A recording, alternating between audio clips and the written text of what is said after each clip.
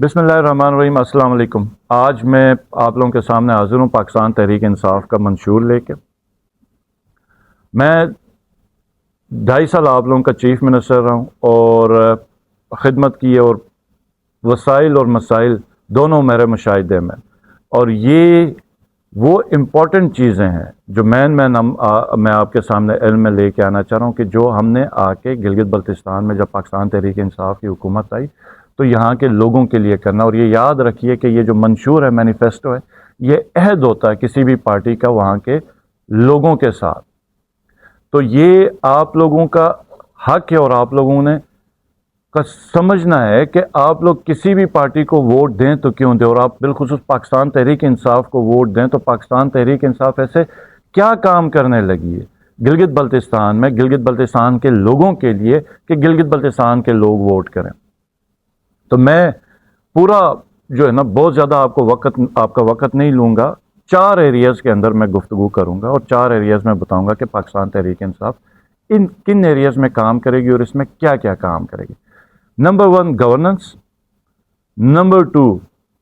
जो वसाइल हैं उनकी मलकियत के हवाले से, नंबर 3 जो कनेक्टिविटी है, इंफ्रास्ट्रक्चर है और एम्प्लॉयमेंट है, और नंबर 4 है ह्यूमन डेवलपमेंट। गवर्नेंस में हम और आप हम सबको पता है कि 70 साल हो गए हम पाकिस्तान में आइन का हिस्सा नहीं है, और ये एक महरूमी है गिलगित बल्तिस्तान के नौजवान में। मैंने हमेशा से देखी कि ये पाई जाती है कि वो कहते हैं कि हमने आज़ादी हासिल की पाकिस्तान में शामिल होने के लिए, लेकिन हम पाकिस्तान में शामिल नहीं हो सके जिस तरह के दीगर सूबे शामिल। जब इमरान खान साहब प्राइम मिनिस्टर थे तो वो पहले प्राइम मिनिस्टर थे जब उन्होंने कोशिश की, और संजीदा कोशिश थी, जिसमें पाकिस्तान को, गिलगित बल्तिस्तान को सूबे का दर्जा देने की बात। और वो इख्तितामी मराहिल में था जब एक आलमी साजिश के ज़रिए इमरान खान साहब की हुकूमत ख़त्म कर दी गई। तो ये हमारा अहद है जो सबसे पहला काम करना है कि वो हमने गिलगित बल्तिस्तान को एक सूबा बनाना है जो कि कॉन्स्टिट्यूशनल गारंटीज़ के साथ हो। तो कोई एक गवर्नेंस ऑर्डर के तहत ये सूबा ना चले, क्योंकि कोई भी हुकूमत होती है तो उसको बहुत ज़्यादा मसाइल दरपेश होते हैं, और बिलखुसूस जब उनकी वफाक में हुकूमत नहीं होती तो एक गवर्नेंस ऑर्डर में बने हुए सूबे को किसी भी तरीके से जो मुंतखब हुकूमत है वो जब चाहे उसको तंग करें, ख़त्म करें। तो ये सिलसिला बंद होना चाहिए, कॉन्स्टिट्यूशनल गारंटीज़ होनी चाहिए। बाकी सूबों की तरह गिलगित बल्तिस्तान में भी एक आइनी सूबा हो, और जिस तरह बाकी सूबों को आइन प्रोटेक्ट करता है, इख्तियार करता है, वहीं इनके पास। और जो सबसे इम्पोर्टेंट है उसमें एनएफसी है, क्योंकि एनएफसी के तहत आपका जो शेयर होता है पैसों का वो आपको मिलता है। और ये मैं आपको बताऊं कि जब हम खान साहब की बनाई हुई कमेटी में काम कर रहे थे, और आखिरी दिनों की बात थी 2022 की, जिस वक्त मार्च के अंदर हमारी टीमें गई थी फाइनेंस में, एनएफसी को हम डिस्कस कर रहे थे, और वही दिन थे जिस वक्त अदम एतमाद आई। तो हमें उस वक्त पता चला कि अगर हम एनएफसी में हो तो हमारा जो बजट गिलगित बल्तिस्तान का जो इस वक्त हमें मिल रहा है, इससे कम से कम 2 से 3 गुना ज़्यादा मौजूदा फार्मूले के तहत, जो इस वक्त एनएफसी का फार्मूला है, इसके तहत हमें 2 से 3 गुना ज़्यादा मिलेगा। तो पैसे ज़्यादा होंगे तो लोगों की खिदमत ज़्यादा की जा सकती है। और फिर उससे सबसे बड़ी बात कि आपकी कोई भी कम्युनिकेशन हो वो किसी भी मिनिस्ट्री या डिवीज़न के साथ डायरेक्ट होगी, न कि काना डिवीज़न के थ्रू आप हर मिनिस्ट्रीज़ को आपको डायरेक्ट करना पड़े। तो जब आप प्रोविंशियल सूबा में, तो हमारा ये कि मिनिस्ट्री काना डिवीज़न का ख़ात्मा होगा और डायरेक्ट एज ए सूबा तमाम मिनिस्ट्रीज़ के साथ डील करेगा जिस तरह बाकी सूबे, और एनएफसी में हमें शेयर मिलेगा। तो ये पहला है जो हमारा अहद है गिलगित बल्तिस्तान के लोगों के साथ कि इंशाअल्लाह ताला हम इस चीज़ को अचीव करेंगे और ये करेंगे। दूसरी चीज़ जो है वो रिसोर्सेज के ऊपर मलकियत की बात है। ये याद रखें कि आपके सामने बड़े लोगों ने ड्राफ्ट बिल लहराए और बड़े नारे मारे और बड़े झूठे नारे दिए, और एंड में क्या हुआ? एंड में ये हो गया कि इनके पास कोई बिल नहीं था। ये जो रिफॉर्म्स का बिल मेरी हुकूमत में, हमने पाकिस्तान तहरीक इंसाफ की हुकूमत में जो हमने ड्राफ्ट बिल बहुत मेहनत करके अपोजिशन को बिठा के, जर्नलिस्ट को बिठा के, लॉयर्स को बिठा के, और जिस सेक्शन में तनकीद होती थी या लोगों का एतराज़ होता था उसको ठीक करके दोबारा भेजते थे, पब्लिक करके उसको ओपन लोगों के पास भेजते थे और डिस्कशन करते थे कम्युनिटीज़ के साथ, नंबरदारान के साथ करके इख्तितामी मराहिल में आया था वो। लेकिन अभी भी वो फाइनल नहीं था उस ड्राफ्ट को, क्योंकि ہماری حکومت ختم کرنے کے بعد سارے سہولت کار آئے تھے، ان کے پاس اپنا کوئی ڈرافٹ نہیں تھا، تو ہمارا نامکمل شدہ جو نامکمل ڈرافٹ ابھی مکمل نہیں تھا اس کو لے کے اور اس میں کچھ چیزیں تبدیل کی جو عوام کے مفاد میں نہیں تھے، عوام کے بالکل برخلاف انہوں نے کیا، اور اس میں سب سے پہلے انہوں نے 10% کا کٹ مارا زمین کے اوپر۔ جو لوگوں کی زمینیں ہیں جو ہم نے 100% ہمارے بل میں تھی، انہوں نے اس میں 10% حکومت کے حوالے کر دی۔ اور اب میں چیلنج کرتا ہوں یہ جنہوں نے بل بنائے کہ یہ جا کے نگر میں، ہنزر میں، غزر میں یا دیامر کے اندر یہ امپلیمنٹ کر کے دکھائیں، یہ نہیں کر سکتے، اور یہ لوگوں کو جھوٹ بولتے ہیں کیونکہ ان کی کمٹمنٹس تھیں ہماری حکومت ختم کرنے میں، ان کی کمٹمنٹس تھیں، نعرے ان کے حق حاکمیت اور حق ملکیت کے تھے۔ حق حاکمیت تو یہ بوٹ پالش کر کے یہ فارغ ہو گئے تھے، حق ملکیت بھی کرسی اور عہدے کے لیے یہ وعدے وعید کر کے نکل گئے۔ اسی لیے جو ہمارا ڈرافٹ ہے، میں گلگت بلتستان کے جو اپنے غیور یہ بھائیوں کو، بہنوں کو یہ میں بتانا چاہ رہا ہوں، یہ بڑا امپورٹنٹ ہے، یہ میری اور آپ کے مستقبل کی بات ہے، ہمارے علاقے کی اور ہمارے حقوق کی بات ہے۔ ہمیں ان چہروں کو پہچاننا ہے کہ جو ہمیشہ ہمیں حقوق کی بات کر کے، حق حاکمیت اور ملکیت کی بات کر کے جنہوں نے دھوکے دیے۔ تو یہ جو ریسورسز کی ملکیت کی بات ہے، جو اس میں ہم پاکستان تحریک انصاف کام کرے گی، یہ یاد رکھیے گا کہ زمین کا ریفارمز کا بل ہم اپنا دوبارہ وہی والا بل، اس کو جو مزید بہتری کرنی ہے بہتری کر کے لے کے آئیں گے، اور 100% زمینیں گلگت بلتستان کے عوام کی ہوں گی۔ یہ پاکستان تحریک انصاف کا وعدہ ہے گلگت بلتستان کے لوگوں کے ساتھ، اور یہ عمران خان کا بھی وعدہ ہے، کیونکہ یاد ہوگا آپ کو سکردو کے جلسے میں کہ خان صاحب نے بھی آپ کو بہت زیادہ آپ کو تاکید کی تھی کہ لوگ آئیں گے، بہت پیسے لے کے آئیں گے، ہمارا غریب علاقہ ہے، لوگ فائنینشلی اتنے مضبوط نہیں ہیں،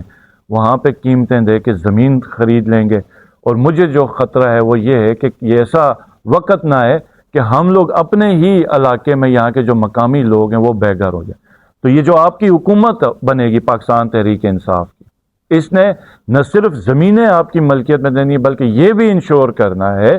کہ کل کو آپ چاہیں تو بھی اپنی زمینوں سے آپ بے گھر نہ ہو، اس کی بھی پروٹیکشن کے لیے انشاءاللہ تعالی ہم آئین سازی کریں گے، ہم قانون بنائیں گے اور ان لاز کو ہم انٹروڈیوس کروائیں گے۔ دوسری چیز جنگلات کا ہے، اور پھر تیسرا مائنز کا، یہ سارے آپ کے ریسورسز ہیں، اور ہم سمجھتے ہیں کہ ان سب کے اوپر کمیونٹیز کا حق، جو ملکیت ہے وہ کمیونٹیز کی ہونی چاہیے۔ یہ کیا کہتے ہیں، جنگلات کا تو ہمارے پاس بڑا اچھا فارمولا ہے، ماڈل ہے دیامر کا، وہیں باقیوں کو بھی لے کے آئیں گے، اور جتنے بھی فارسٹ ہیں وہ سب کے سب پرائیویٹ فارسٹ یعنی کہ کمیونٹیز کی ملکیت میں ہوں گے۔ اور اس کی ایک وجہ ہے، اس کی وجہ یہ ہے کہ دیامر میں جتنے بھی جنگلات ہیں جو لوگوں کی ملکیت میں وہ محفوظ ہیں، قدرے محفوظ ہیں بنسبت اس کے جو کہ ڈپارٹمنٹ کے پاس ہے، جو گورنمنٹ کے پاس جو فارسٹ ہے۔ اب آپ اندازہ کریں کہ جن فارسٹ کے لیے ہم نے اتنا پورا بڑا محکمہ بنایا ہوا، ان کو ہم تنخواہیں بھی دیں، ریسورس بھی دیں، اس فارسٹ کو تو زیادہ بہتر ہونا چاہیے۔ یہاں پہ کام الٹ ہے، یہاں پہ اس ریسورس کی سب سے زیادہ تحفظ ہے جو ریسورس لوگوں کے پاس ہے۔ ٹرافی ہنٹنگ کی مثال آپ کے پاس ہے کہ جب ٹرافی ہنٹنگ میں وہ جو ہرن ہے یا مارخور ہے، جب تک وہ لوگوں کے پاس اس کا وہ ریسورس نہیں تھا، اس کا فائدہ نہیں جا رہا تھا، تو وہ بالکل ان کی جو نسل تھی وہ اختتام کے قریب آئی تھی۔ لیکن چوں ہی کمیونٹیز انوالو ہوئی، کمیونٹیز کو آنرشپ دی گئی، تو وہ اب نہ صرف ان کی نسل پروٹیکٹ ہو گئی بلکہ بے انتہا بڑھ گئی۔ اور ہمارے ٹائم کے اوپر تو اب یہ لائسنسز کی تعداد بڑھانے کی بات ہو رہی تھی۔ اس کی وجہ یہ تھی کہ مشاہدے سے یہ بات آئی کہ جو بھی وسائل کمیونٹی کے پاس ہوگا اس کا تحفظ بھی ہوگا، اور اس کا مفاد بھی سب سے زیادہ حکومت کو اور کمیونٹیز کو ڈائریکٹ ہوگا۔ تو اسی طرح مائنز کے اندر ہم لاز لے کے آئیں گے کمیونٹیز کے لیے تاکہ ان کی آنرشپ پروٹیکٹ ہو اور فائدہ ہو سب کو۔ تو یہ اب، اور اس کے چھوٹی سی مثال جو میں سمجھتا ہوں بڑی اہم ہے، جو میرے مشاہدے میں تھی، وہ یہ تھی کہ دیکھیں جہاں پر زمینیں 100% لوگوں کی ملکیت ہیں، جیسے ہنزا ہے، نگر ہے، غزر ہے یا دیامر ہے، یہاں پر زمینوں کے کیس آپ کسی بھی کورٹ میں جائیں گے بہت کم ہے۔ بنسبت آپ گلگت میں جائیں، استور میں جائیں آپ، یا بلتستان کے کسی ضلع میں جائیں، حالانکہ وہاں پہ ریونیو کا ڈپارٹمنٹ ہے، ان کے پاس ریکارڈ ہے، ادھر پٹواری ہیں، ویسا یہ پٹواری جس جگہ پر ہو وہاں پہ کبھی کوئی کام صحیح نہیں ہوا، لیکن یہ جو جہاں پہ محکمہ مال بیٹھا ہے وہاں پہ تو جھگڑے کی صورت نہیں ہونی چاہیے، وہاں پر تو ریکارڈ واضح ہونا چاہیے، لیکن جھگڑے اور قبضہ اس ضلع میں زیادہ ہے جہاں پر زمینیں سرکار کے پاس ہیں، جہاں پر زمینیں آپ کے لوگوں کے پاس ہیں وہاں پر نہ قبضے کی بات ہے اور نہ دیوانی کیس میں لوگ جا کے کورٹ میں۔ تو یہ ایک بہت بڑی ہمارے مشاہدے کی بات ہے کہ یہ ریسورس جو ہے نا اس کو لوگوں کی ملکیت دینے کا یہ ایک چھوٹا سا فائدہ میں آپ کو بتا رہا ہوں، اور جس کے اوپر ہم ایگریکلچر اور بہت زیادہ کام وسائل کر، کیونکہ اس کے اوپر ہم نے بڑا کام کیا، اور یہ پھر جس وقت ہم لاز انٹروڈیوس کریں گے تو آپ کو اس کے اندازہ ہو جائے گا۔ تو یہ وسائل کے اوپر ملکیت کا کہ یہ پاکستان تحریک انصاف کا انشاءاللہ تعالی وعدہ ہے، اور یہ جس وقت ہمیں موقع مل گیا یہ ہم آپ کو کر کے دیں گے، کیونکہ مالک آپ ہیں، یہ یاد رکھیے گا۔ تیسری جو چیز ہے وہ جو ہے کنیکٹیوٹی، انفراسٹرکچر اور امپلائمنٹ ہے۔ یہ ساری، یہ یاد رکھیے کہ گلگت بلتستان ایک بڑا اسپیشل ایریا ہے، اور یہاں پر کئی ایسے اسٹریٹجک پروجیکٹس ہیں جو کہ دیکھنے کو تو آپ کو روڈ کے یا ٹنل کے لگیں گے، لیکن اس کے کرنے سے آپ کی نہ صرف زندگیاں آسان ہیں عام آدمی کی، بلکہ آپ کئی بے پناہ آپ مواقع اپنے نوجوانوں کے لیے، روزگار کے لیے، سیاحت کے لیے اور بڑی چیزوں میں ایک دم آپ ایک انقلاب برپا کر سکتے۔ یہ کوئی چھوٹی موٹی تبدیلی نہیں ہوگی، جیسے ہم نے ابھی اپنے دور میں غزر کا روڈ سٹارٹ کیا، شندور کا، اور بلکہ کئی ابھی الیکشن میں لوگ ہیں وہ دوبارہ مطلب وہ بورڈ کے پاس کلیم کرتے ہیں کہ یہ ہمارے ٹائم کے اوپر تھا، تو خان صاحب کے ڈیولپمنٹ پیکیج کے اوپر یہ پروجیکٹ لے کے آئے تھے۔ اسی طرح شونٹر ٹنل کا، بدقسمتی سے شونٹر ٹنل کا پروجیکٹ اگلی حکومت روک دیا، جو روڈ کا AVR کا تو وہ ہم ٹینڈر کر چکے تھے۔ تو یہ پروجیکٹ اور اس طرح کے کئی آپ کے روڈز کے اور جو ٹنلز ہیں جس سے آپ کا ڈسٹنس کم ہوتا، فاصلہ کم ہوتا، آپ کی زندگیاں آسان ہوتی، اور اس سے سیاحت بے انتہا بڑھے گی، غزر بڑھے گا۔ بلتستان اور استور آپ کے شگرتن روڈ اور آپ کے شونٹر ٹنل سے جو فاصلہ اسلام آباد سے یہ بہت کم ہوگا، سفری سہولت بہتر ہوگی، تو آپ کے پاس سیاح بہت زیادہ آئیں گے، اور آپ کے جو ہوٹل انڈسٹری یہ بڑھے گی، تو آپ کو ڈائریکٹلی آپ کی امپلائمنٹ، آپ کا جو روزگار ہے معاشرے میں اور جو کاروبار کی اپرچونیٹیز ہیں یہ بڑھیں گی۔ اور انفراسٹرکچر میں ہمارے پاس جو ہائیڈل پروجیکٹس کی جو اپرچونیٹیز ہیں وہ نہ صرف آپ کا کیا کہتے ہیں، ہم نے جو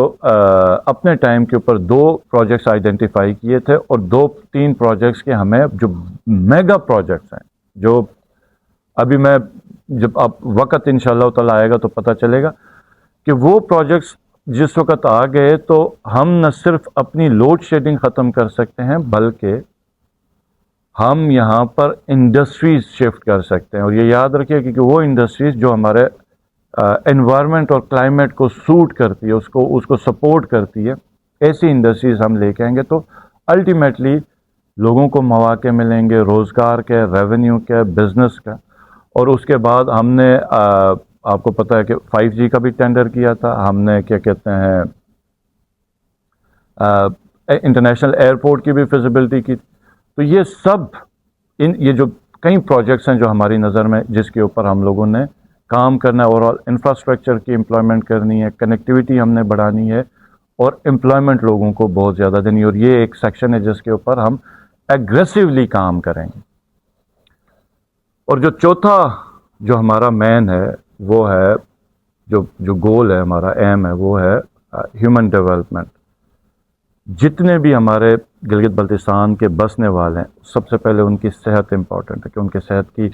ان کے وسائل پورے کیے جائیں۔ ہمارے ٹائم کے اوپر آپ کو پتہ ہے کہ ہم نے ہیلتھ کے اندر ہم نے ٹیچنگ ہاسپٹلز بنائے، آپ جس ضلع کے میں بھی ہوں، آپ کے ضلع میں ہم لوگوں نے ہاسپٹلز کو رننگ آپریشنلائز کیا ہوا تھا۔ تو یہ اب وقت ہے کہ اس کو نہ صرف ہم اپ گریڈ کریں اور جو مین ہاسپٹلز ہیں اس کو بہتر کریں، سہولیات ہم لوگوں کو دے دیں، ہیلتھ کارڈ نوجوانوں کو سب کے لیے، یہ ہمارے مینیفیسٹو کے اندر ہے۔ اور پھر ایجوکیشن کے اندر